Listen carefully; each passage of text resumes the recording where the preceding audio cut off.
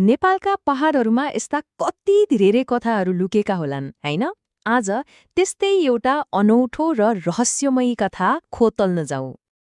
काठमाडौँ उपत्यकाको छेउमा एउटा यस्तो सुन्दर डाँडा छ, नागी डाँडा, जहाँबाट बनेपा, पनौती अनि परको राजधानीको दृश्य एकदमै मनमोहक देखिन्छ। तर यो ठाउँको नाममा नै एउटा रहस्य लुकेको छ। यो नामले हामीलाई सुन्दर दृश्यभन्दा कता हो कता गहिरो कथातर्फ दोर्याउँछ र यो कथा जोडिएको छ नागहरूसँग।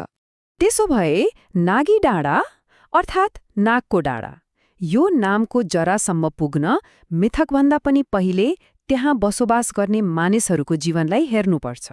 यो डाँडा बास्टोल, बनेपा, पनौती जस्ता धेरै समुदायको सङ्गममा पर्छ र ती समुदायका लागि यो केवल एउटा डाँडा मात्रै थिएन, योभन्दा धेरै थियो। कसरी त? किनभने पुस्ताउँदेखि जब विनाशकारी खडेरी पर्थ्यो, स्थानीयहरूको अन्तिम आशाको केन्द्र यही डाँडा बन्थ्यो। एकछिन सोचौं त, त्यस क्षेत्रका किसानहरूको अवस्था। असार 15 आइसक्यो, तर पानीको नामो निशान छैन। खेतको बालीनाली सुकेर खङ्ग्रङ्ग हुन लागिसक्यो। कस्तो हुन्थ्यो होला त्यो बेलाको अवस्था? पानी पार्नको लागि उनीहरूले एउटा विशेष चरणबद्ध अनुष्ठान गर्थे। तर यसको सबैभन्दा रोचक पक्ष त अन्तिम चरण हो। त्यहाँको विश्वास के थियो भने नागदेवतालाई सरसफाई एकदमै मनपर्छ।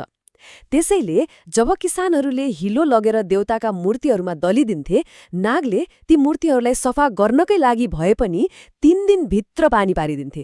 कस्तो गजबको विश्वास! तर विडम्बना, यो शक्तिशाली परम्परा आजकाल हराउँदै गएको छ। खैर, त्यो त आफ्नो ठाउँमा छ, तर जुन नागसँग यति बिन्ती गरिन्थ्यो, त्यो नागको कथा चाहिँ के थियो त?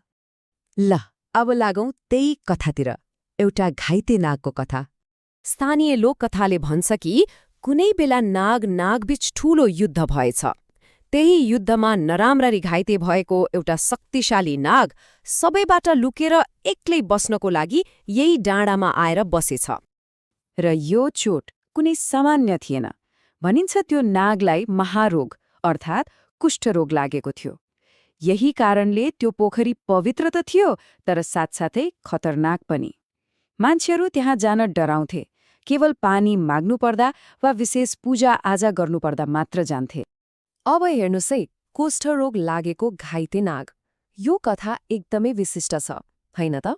र अचम्मको कुरा के छ भने ठ्याक्कै यस्तै, तर योभन्दा धेरै प्रसिद्ध कथा छेउकै उपत्यका काठमाडौँमा पनि छ। र कथाको यो मोडमा आएर यी दुई कथाहरू गजबले एक आपसमा ठोकिन्छन्। ल, अब यी दुईलाई सँगसँगै राखेर हेरौँ है।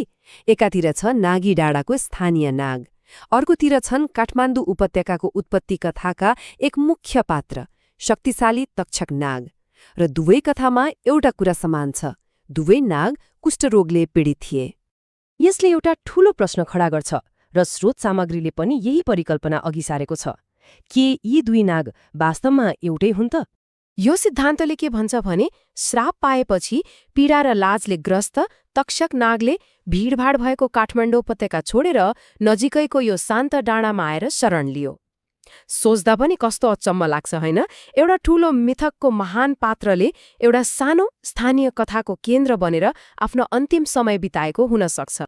त्यसो भए जुन ठाउँमा कुनै बेला एक महान नाग राजा लुकेर बसेका थिए भन्ने विश्वास छ, त्यो पवित्र ठाउँ आज कस्तो अवस्थामा छ त?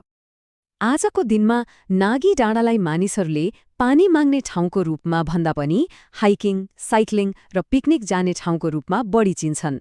समयसँगै ती पुराना परम्पराहरू नयाँ मानवीय गतिविधिहरूको छायामा पर्दै गएका छन्। त्यो नम्बरले त्यही पुरानो विश्वासलाई जनाउँछ कि जस्तोसुकै खडेरीमा पनि हिलो दलेको ठिक 3 दिनभित्र नागले पानी पारिदिन्थे। त्यो विश्वासको शक्ति थियो। तर सत्य के हो भने यो कथा अझै पनि अधुरो नै छ। यो त लोककथाको एउटा टुक्रा मात्र हो, जसले हामीलाई मिथक, परम्परा र त्यो ठाउँ बीचको सम्बन्धबारे अझै धेरै खोज्न बोलाइरहेको छ।